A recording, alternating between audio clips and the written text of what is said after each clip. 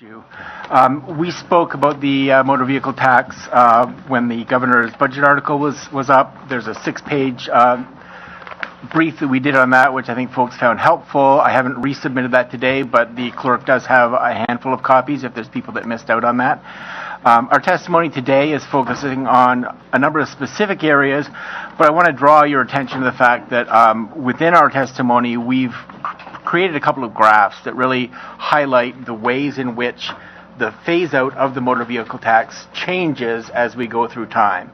As I'm sure most of you know, the tax relief that is felt at the front end of the process that helps lower-income individuals, but also our lower-income communities, and in particular our distressed communities, that's very much front-loaded. And by the time we get to year 6 and year 7 of the phase-out, when it's fully completed, there you're helping more the more wealthy communities and the communities that have more wealthy people within them.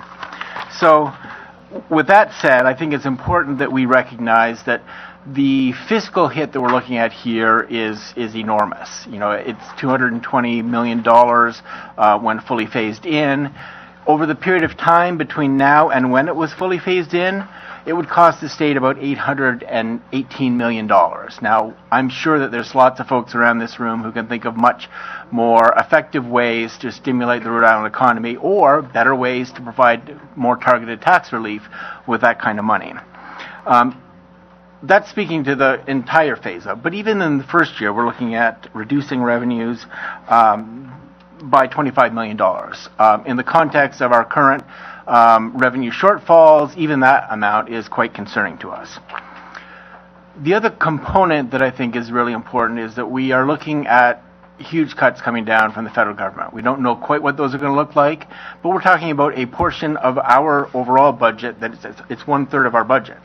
And we're going to see cuts there, and so for us to be further eroding our revenues so significantly at this time, I think would be a mistake.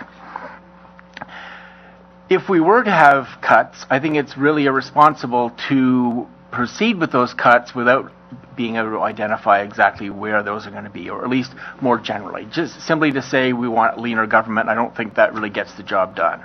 The public deserves to know, the General Assembly deserves to know where those cuts would be coming. And then finally, we've heard from various mayors about their welcoming this proposal.